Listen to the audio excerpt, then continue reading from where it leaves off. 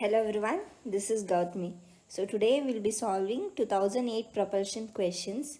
So as we did in our last video, we'll be doing the analysis for the 2008 paper. So in 2008 paper in propulsion, we had 4 questions which carries 1 marks and 12 questions which carries 2 marks. So totally 28 marks was allotted for your propulsion questions. So among them, jet propulsion has got 8 questions, rocket propulsion 4 questions, axial flow compression compressor 1 question, axial flow turbine 2 question, and centrifugal flow compressor 1 question. So these are the analysis for your 2008 propulsion topic.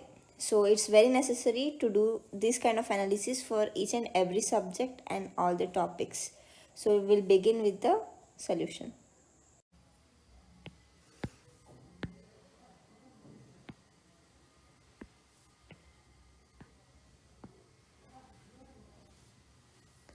First question, the degree of reaction of an impulse turbine is. So this is a direct question. So the degree of reaction of an impulse turbine is 0. Option D. The same question based on the degree of reaction of impulse turbine was asked in 2007. So you can see the continuity of the questions based on the topic. So answer for this question is option D, 0. Second question, in a convergent divergent CD nozzle of a rocket motor, the wall heat flux is maximum at. So wherever we have CD nozzle, we know before nozzle we have turbine and combustion chamber. So we have combustion chamber and we have turbine and then nozzle. So in convergent divergent nozzle, so especially in nozzles, the temperature keeps decreasing as the velocity is intended to increase. So the temperature at this point is comparatively high compared to any other point here. So the wall heat flux will be maximum at the entry of the convergent portion of the CD nozzle. So option B is correct answer for this question. Third question, in a scramjet engine, the Mach number at the entry to the combustion chamber is around. So the answer is 2. So this is the major difference between scramjet engine and ramjet engine. Where in ramjet engine, the combustion chamber Mach number will be a subsonic. Where in scramjet engine, the combustion chamber Mach will be supersonic. Fourth question. DB denotes double base solid propellant. LOX RPI denotes liquid oxygen kerosene combination. LOX LH2 denotes liquid oxygen hydrogen combination. The correct order of increasing specific impulse is. So in 2007 there was a question based on based on ISP specific impulse. So I had given a table ISP of individual different propellants. So using that you can answer this question, and the correct answer for this question is A, as your double base solid propellant will have a specific impulse about 290, whereas liquid oxygen and hydrogen combination will have the maximum of like 455. So the correct option is option A. So question number 5. Turbofan engine has a bypass ratio of 5 and a total mass flow rate of 120 kg per second. The mass flow rate to the bypass duct is. Okay. We know in our turbofan engine there is a hot gas going here, which is mass flow rate of hot air, and here mass flow rate of cold air. So bypass ratio is nothing but a ratio of mass flow rate of whatever is going inside fan and mass flow rate of like core jet engine. So bypass ratio is nothing but mass flow rate of cold air to the mass flow rate of hot air, and given is bypass ratio 5 and mass flow rate of air is 120 kg per second.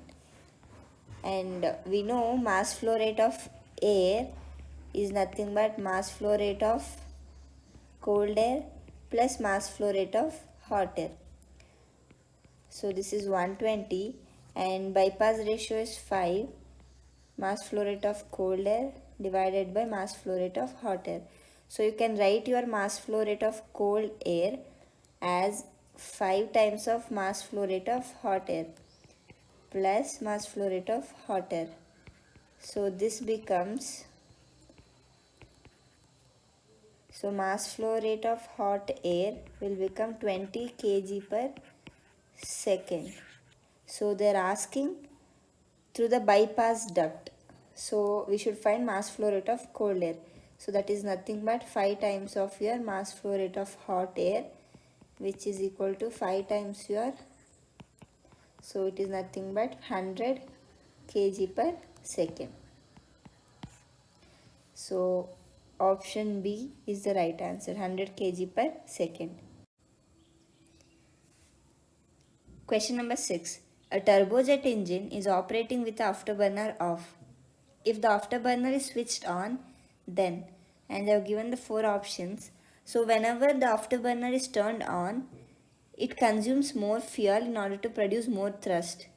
So that's the main purpose of using afterburner in your jet engine, so that at instant time they can produce more thrust by consuming more fuel. So here both thrust and specific fuel consumption will increase. So answer is option D.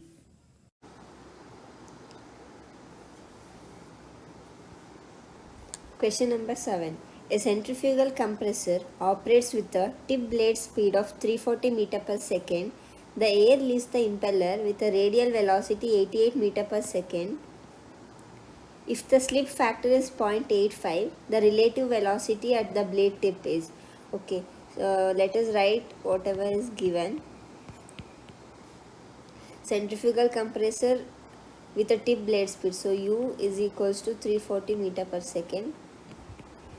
The air leaves the impeller with a radial velocity, so CR is 88 meter per second. If the slip factor is 0.85, then what is the relative velocity, meter per second?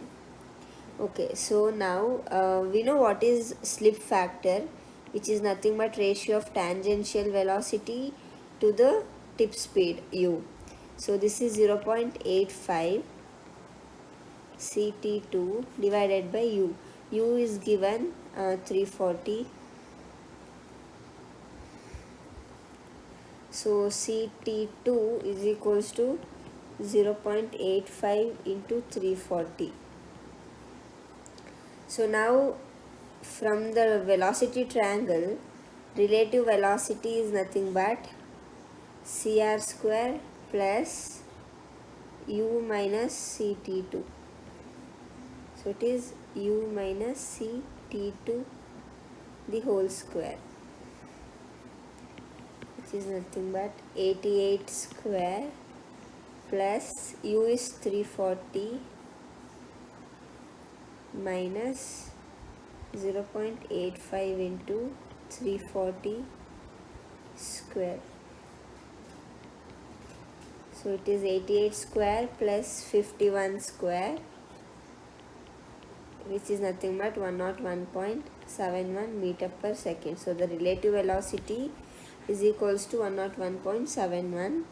So answer is option A, 101.7.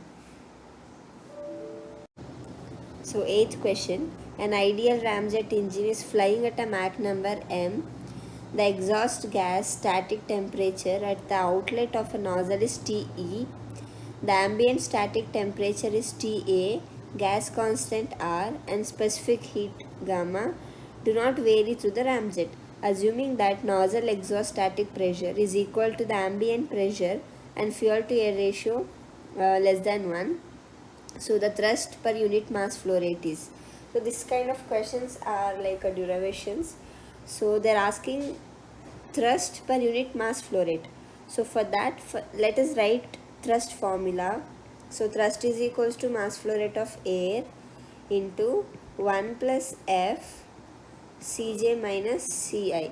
So where your Ci is exhaust velocity, Ci is intake velocity, F is fuel to air ratio, mass flow rate, and F is thrust. So they're asking, in question they have given F is less than 1, very much less than 1, so you can neglect the fuel to air ratio.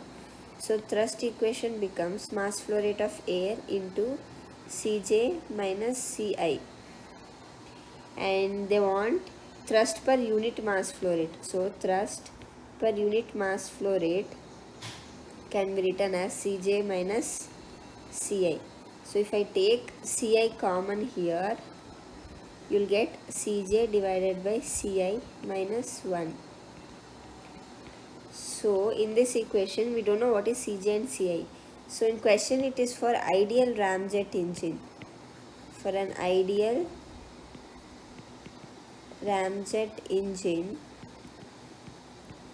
exhaust and intake Mach numbers are same. So for that, exit velocity, so which is nothing but Cj divided by gamma RTE is equals to Ci divided by gamma RTA. So Cj by Ci can be written as gamma RTE divided by gamma RTA. So where gamma R you can cancel it out and you can write it as Te by Ta. So when you substitute this, you will get F divided by mass flow rate as, so Ci you can write it as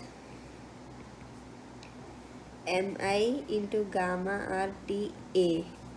So it is nothing but M into gamma RTA. Cj by Ci can be written as under root Te by Ta minus 1. So in the option you have M gamma Ta, M gamma Ta, Te by Ta minus 1. So option C is the right answer for this question. A 50% degree of reaction axial flow turbine operates with a mean blade speed of 180 meter per second. The flow leaves the stator and enters the rotor at an angle 60 degrees to the axial direction. The axial velocity is 150 meter per second and remains constant throughout the stage. The turbine power per unit mass flow is. Okay, first let us write the given parameters. So degree of reaction is 50% and mean blade speed of 180 meter per second. The flow leaves the stator, so it is alpha 2 equals to 60 degrees and axial velocity Ca is given as 150 meter per second. So they're asking power per unit mass flow rate, so it is nothing but work. So the work for axial turbine is given by the formula U into Ca tan alpha 3 plus tan alpha 2.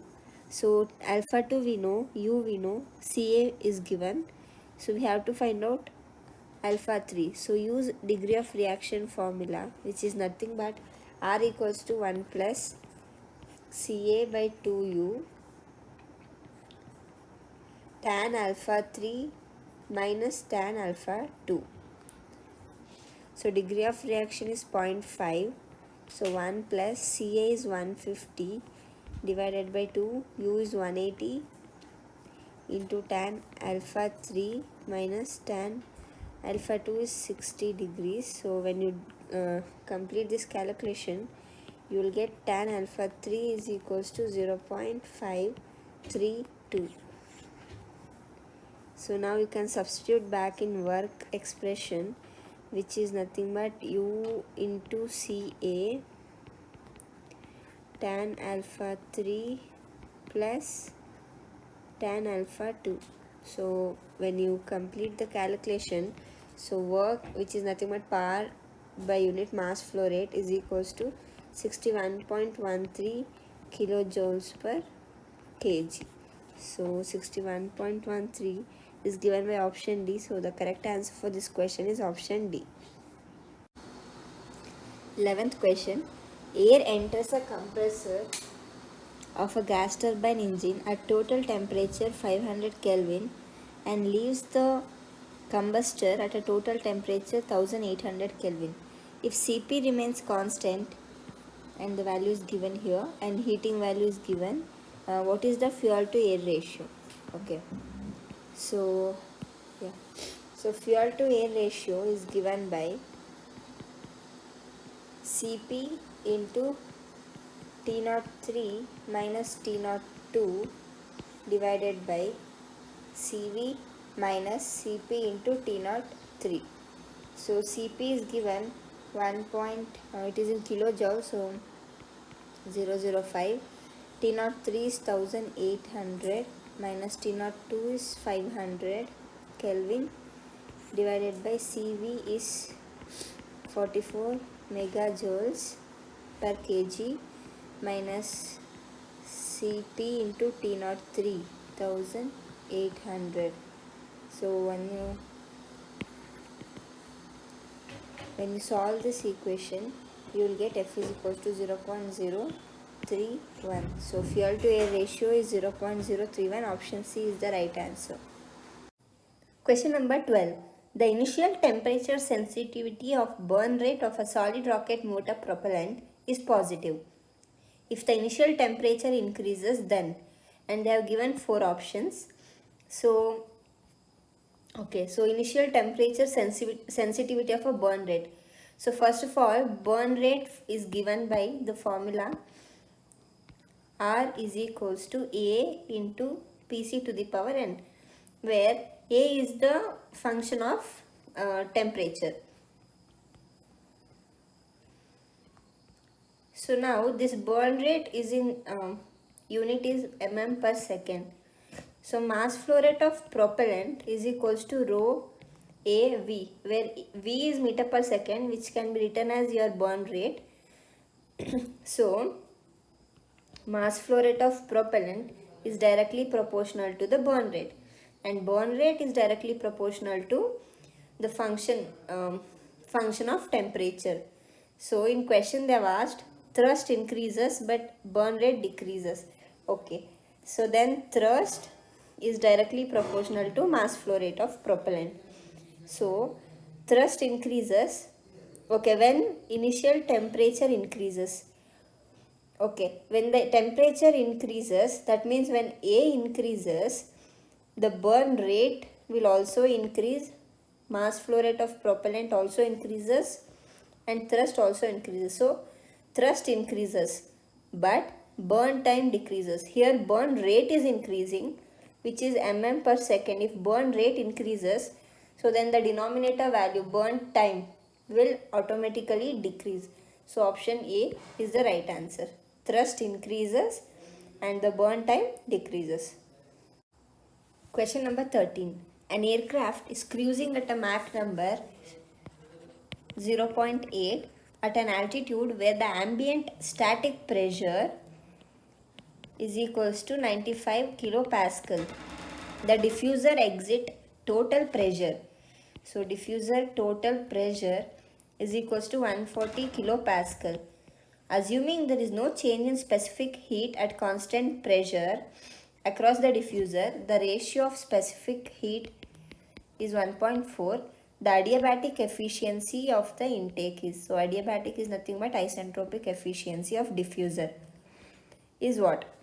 Okay, so this is the given parameters. So now diffuser efficiency is written by T01 dash minus TA divided by T01 minus TA. This we write from TS diagram. So T01 dash divided by TA minus 1 divided by T01 divided by TA minus 1. So T01 dash divided by TA can be written as pressure in form of pressure ratio, which is nothing but Rp to the power gamma minus 1 divided by gamma minus 1 divided by T01 by TA can be written as 1 plus gamma minus 1 divided by 2 into m square minus 1. So minus 1 plus 1 cancels. Rp to the power gamma minus 1 divided by gamma minus 1 divided by gamma minus 1 divided by 2 into mi square. Okay. Now Rp is nothing but P01 divided by Pa. So it is 140 divided by 95 kilopascal to the power gamma is 1.5, so it will be 0.4 divided by 1.4 minus 1 divided by gamma is 1.4 minus 1.4 divided by 2 into inlet Mach is given as 0.8, 0.8 whole square. So when you do this calculation, the isentropic or adiabatic efficiency of a diffuser, you will get the answer as 0.915, which is nothing but 91.5%. So option 915, option B is the right answer for this. So the next question, it is a common data question. So a liquid rocket engine with oxidizer to fuel ratio. So oxidizer to fuel ratio is 5:1, produces a thrust of 1 meganewton. The initial mass of the rocket engine is, initial mass m1 is 100,000 kg and its mass at burnout, so m2 is 10,000 kg. The characteristic velocity and the thrust coefficient for the engine is 2386 meter per second and 1.4 respectively. So that 74th question is, the mass flow rate of the fuel is, okay, kg per second. So they have given characteristic and characteristic velocity and thrust coefficient. So characteristic velocity is given by P naught A star divided by m dot P, mass flow rate of propellant, and Cf is given by thrust divided by P naught into A star. Okay, so from here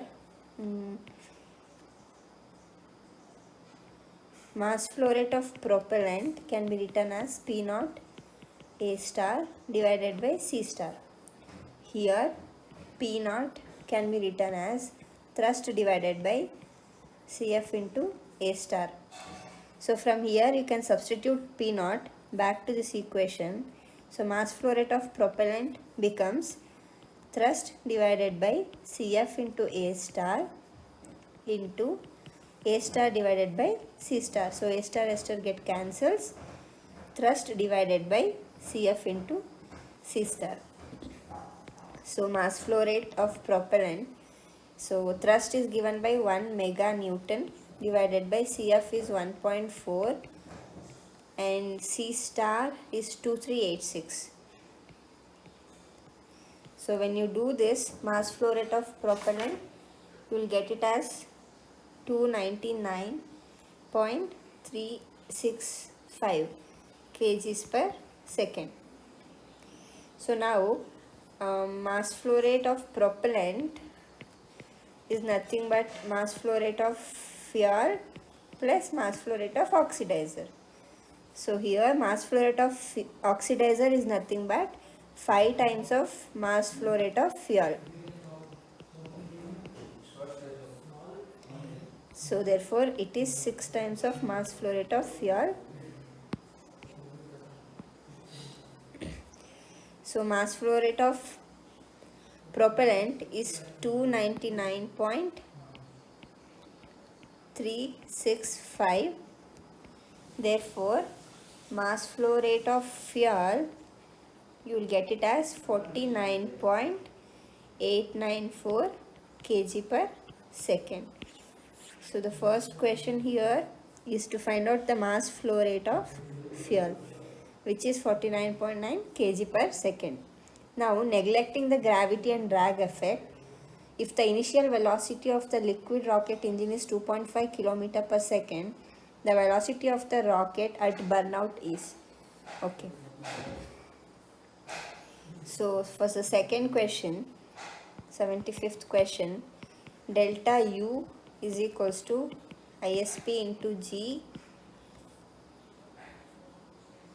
ln m1 divided by m2. ISP into G can be written as Cj into ln m1 by m2.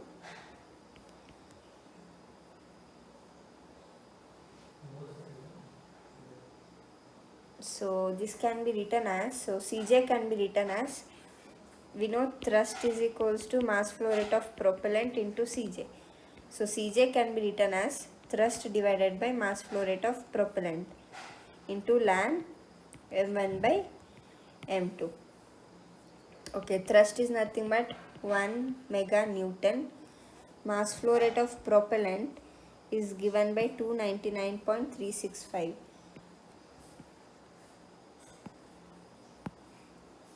299.365 into ln initial mass is given by m1 is equals to 100,000 kg divided by 10,000 kg. So when you do this, you will get delta U as 7691.564 meter per second. So which is nothing but, okay, which is nothing but 7.69 kilometers per second. So this is final velocity minus initial velocity. So they are asking in the question final velocity, which is nothing but 7.69 plus initial velocity, where initial velocity is 2.5 km per second. So the answer is 10.191 km per second. This is the final velocity. So in question, final velocity is 10.19, so it is nearly equal to 10.2 km per second. Option C is the right answer. So the next question is again a linked question type.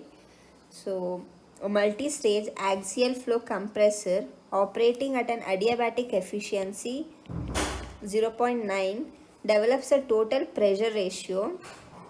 Okay, it's a pressure ratio. You can write it as RP, total pressure ratio of 11. The total temperature at inlet to the compressor is, so compressor inlet total temperature is 335 Kelvin, and the stagnation enthalpy rise across each stage is, okay, per stage is 37 kilojoules per kg. Ratio of specific heat 1.4.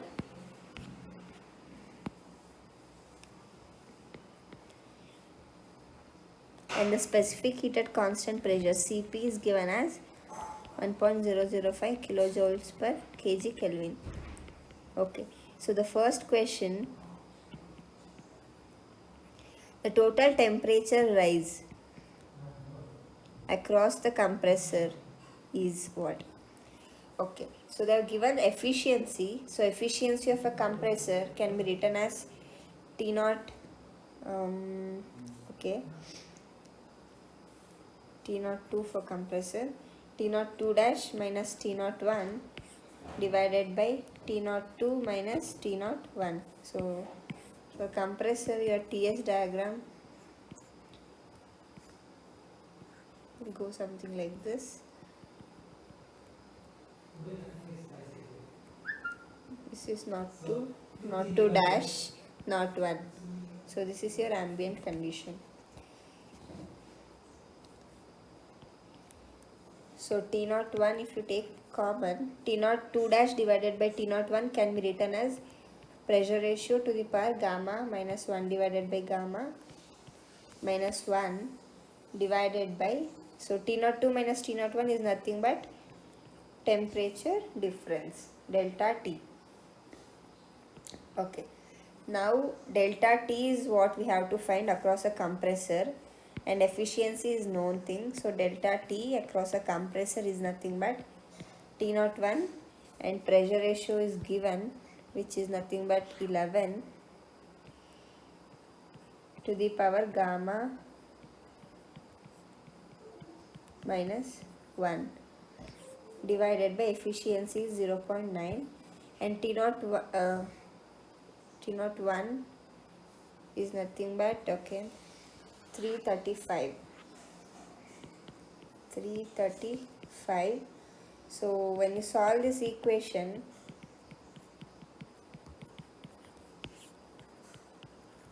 you will get total temperature difference across a compressor is nothing but 366.3 Kelvin. So for this question, 366.3, option B is the right answer. Then question number 83, the total number of stages required are. Okay, so the number of stages,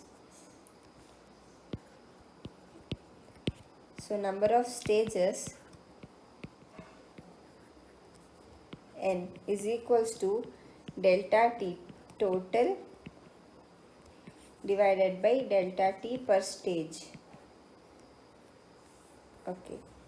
Okay, so delta T per stage, you will get it from enthalpy raise across stage is given, which is nothing but Cp into delta T. So from here you will get delta T per stage. So N equals to delta T total is 366.3 Kelvin divided by delta T per stage, you will get 36.8. So number of stage required is 10. So for this question, option B, 10 is the right answer. So I hope all these lectures are useful for you. Please share and subscribe to our channel for more videos. Thank you.